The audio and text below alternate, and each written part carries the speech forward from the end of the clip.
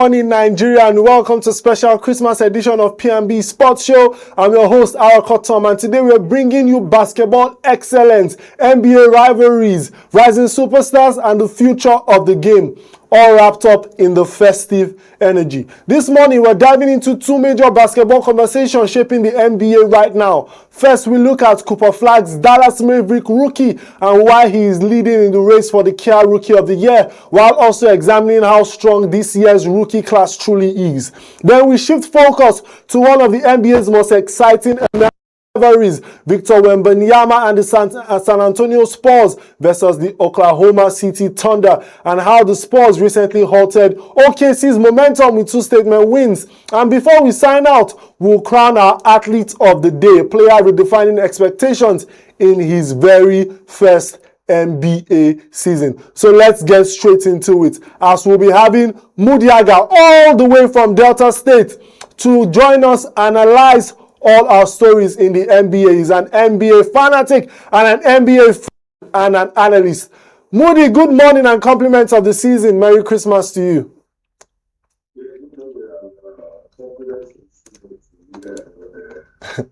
Okay, how is Delta State? I hope you are enjoying it.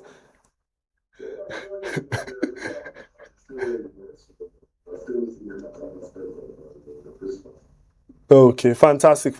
Well, let's dive right into it. So, Mudiaga, let's talk about Cooper Flagg. I remember the last time we spoke about Cooper Flagg and we spoke about the Rookie of the Year for this season. I remember you said Cooper Flagg is doing well, but you didn't think that Cooper Flagg will win the Rookie of the Year, or will get this close to winning the Rookie of the Year because of the Dallas Mavericks' performance so far. But what is your own take? What has impressed you so far about Cooper Flagg's transition into the NBA? Is it skills, mentality, or is it just pure maturity? Just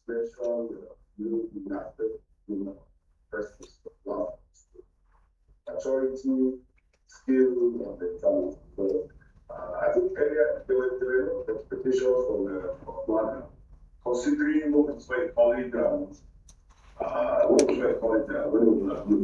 when the way the started, that's not they wasn't really playing out like that. But we have a couple of weeks, after a match, he has really come on those and really find speed and get that confidence and play with the certain level of freedom and self-belief. So I think all the maturity and mentality, there are things like, people will be like, behind and things like that. But right now, I have to say, he's been going on those, and that's what we thought. We were expected, but not seeing something like that. Okay. But we've seen a Cooper Flagg who seems to be consistent, and compared to other NBA rookies like VJ Epcombs and some other NBA rookies that have been making the headlines that we actually thought would lead, and they've fallen short somehow. How do you base his consistency, and what do you base his consistency on? This is a player that mind you, he averages at least 18 points a game. Do you think that 18 points is enough for a rookie to actually win the Rookie of the Year this season? Like you said, look at really consistent. He started out right, and you see some inconsistent performance. But the thing about that, he's been consistent in building up the solid. You will see, I think it goes on this trajectory, and the average is very short. If you put for game, they look consistent, they're considering the other guys up and down, all over the place. So, I think we'll get one season, I was not something like it, really, I can't remember those people, because something like it was consistent.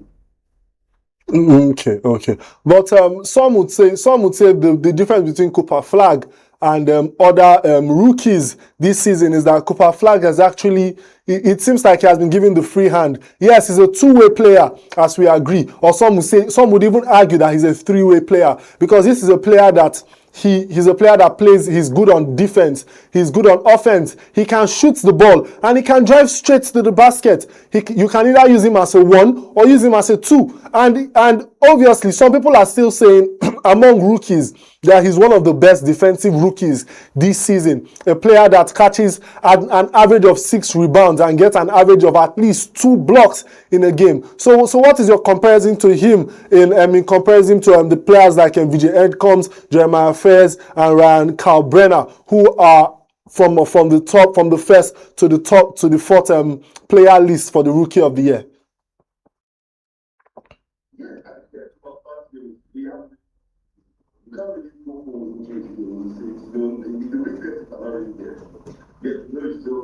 Like you said, you catch the ball, you can shoot, you go to the basket, you play defense. So there's nothing like the other guy.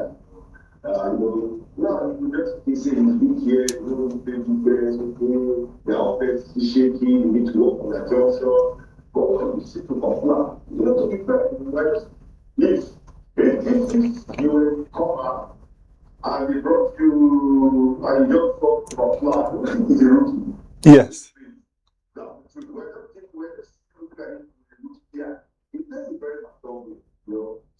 I think that's different to him as a and the other part that he consistent with his performance. So it's not like he doesn't want to be consistent.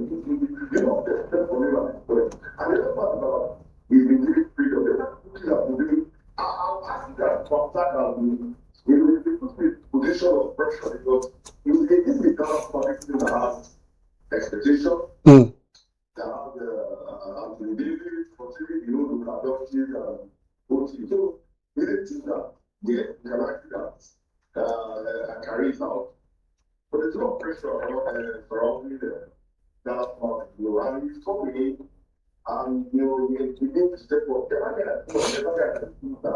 big they have freedom and they have I don't really think there's any expectation. Besides, no expectation from the other guy. They're very expected. They'll go out there, they will get, they'll go out. But it's we're looking at the other progression. There's a slight pressure like, can he push this team to the playoffs? With the game. So Caesar is really impressed with the guy because he's like this violent injury. Yeah.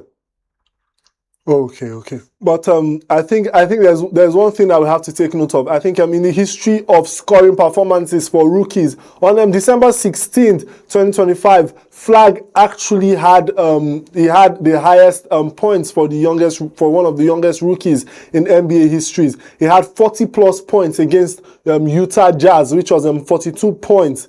What do you think that, or how do you think that this is important in his two-way impact as well as in winning the Rookie of the Year this season, compared to just or limiting it to just his scoring numbers?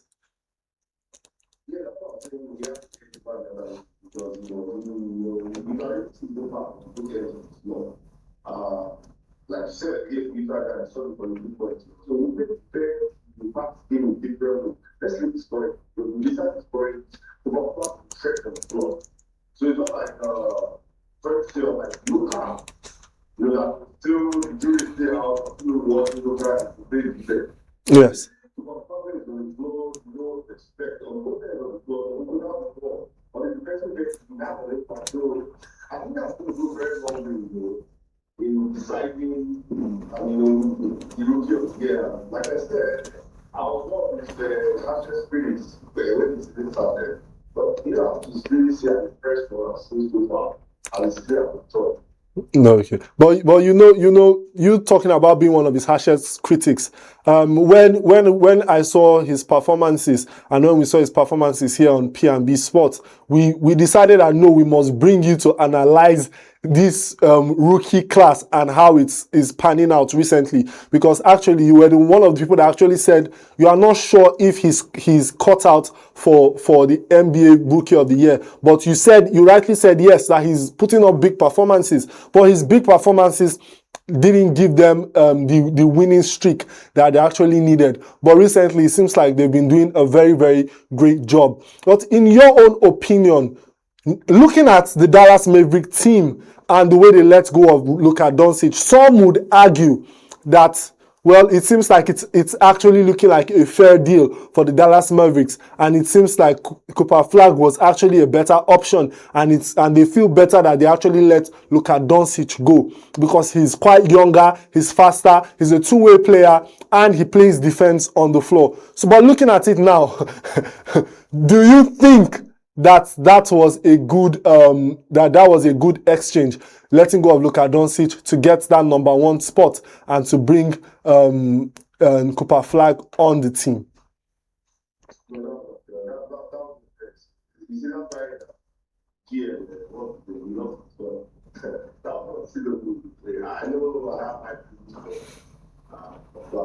I think they are very stupid.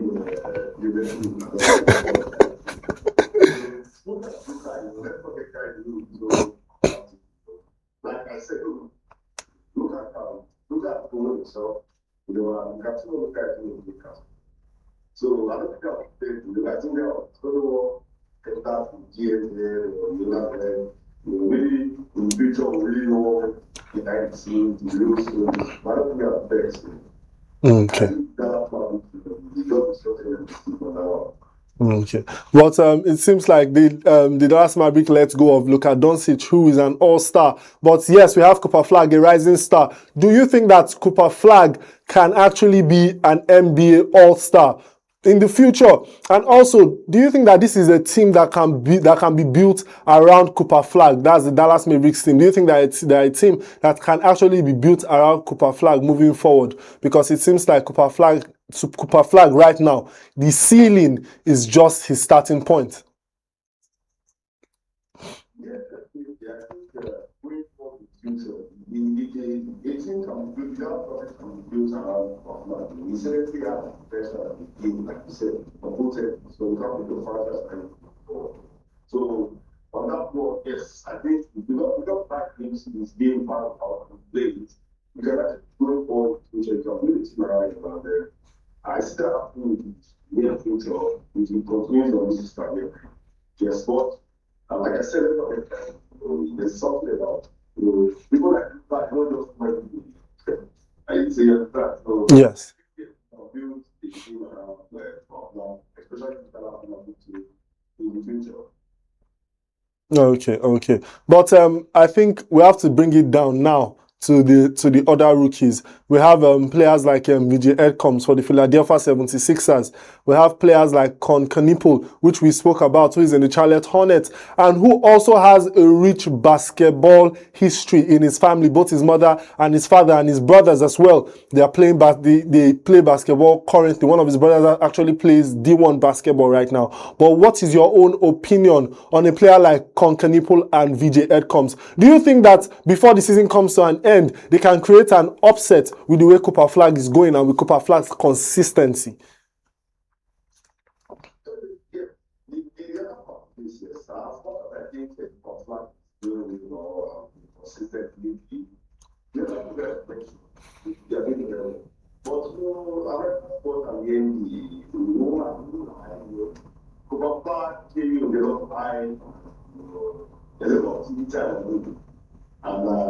So I think the optics, besides performance, they have to protect their brand, and they like building, building bases for the league, So yeah, I feel really well. But that, I just think they're very considered at some time, but between the season, we get really put short performance. They can get upset, but by now, with the continue with my February, Okay, fantastic.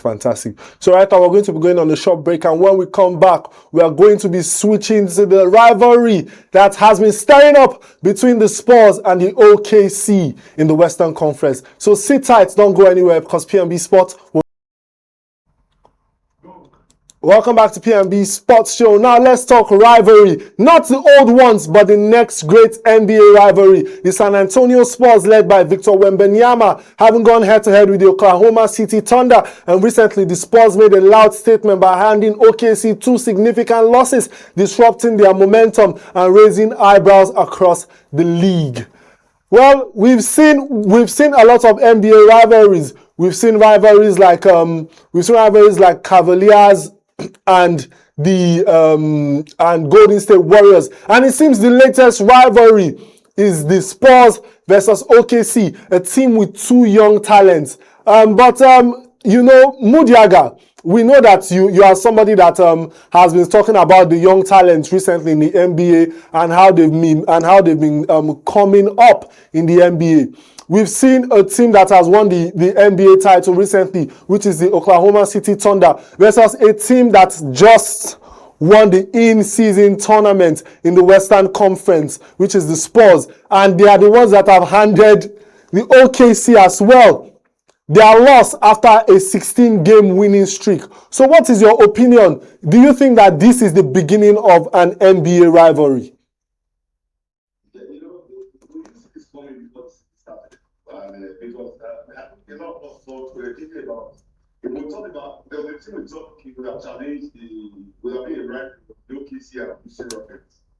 But you see this Spurs and OKC, we really see this coming and it's shaping up to be, might be that right.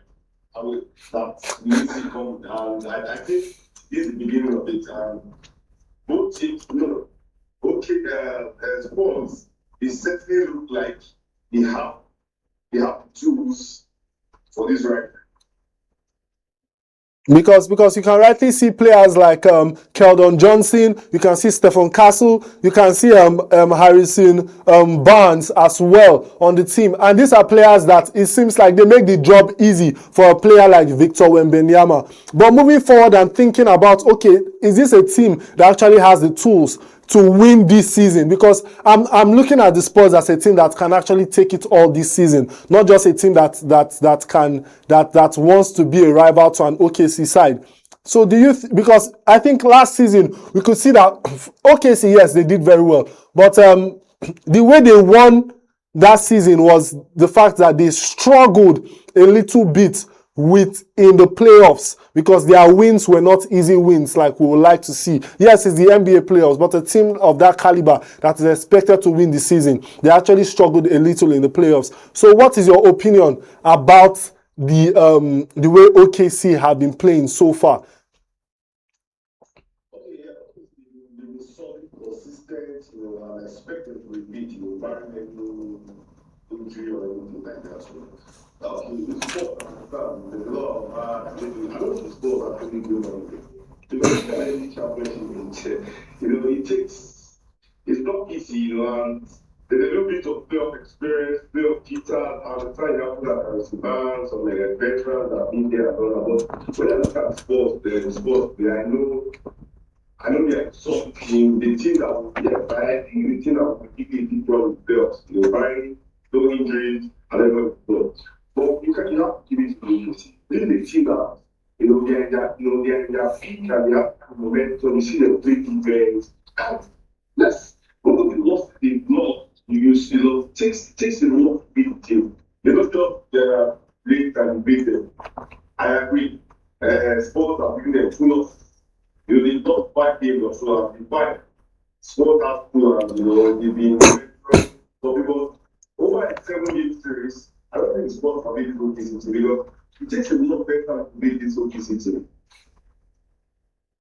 Okay. But compared to we saw the last game versus the San Antonio Spurs versus Oklahoma City Thunder, which ended 130-110. But there's something to take note of. Spurs actually hit 44% from the threes. They had 16 of 36 of their threes. So how do you rate their shooting performances? Because when you have a beast in the paint, a beast like Victor Wembanyama, Then you have players outside that are willing to shoot, because we saw crazy stats from players, not just Victor Wembanyama. We saw Victor Wembanyama with 12 points. That was the least of the points of the day. We saw Keldon Johnson with about 25 points. We saw Stephen Castle with 24 points, and we saw Harrison Barnes, who is a veteran, which brings stability, with about 20 points. So what is your take, first of all, on the type of stats that this team have brought so far? Because it seems like they just have like 4 players on the team that are carrying the team,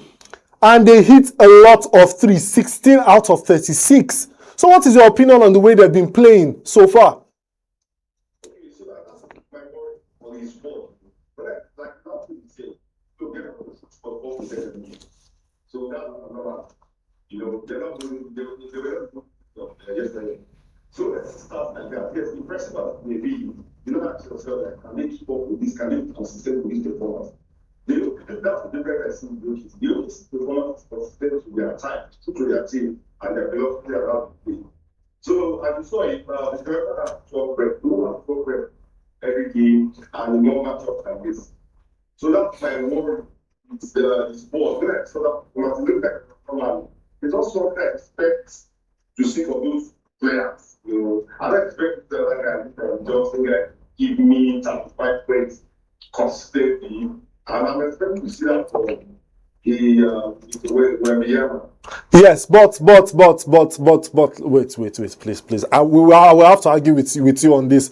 We have 4 players giving us 81 points. 130 and 4 players are giving us 81 points.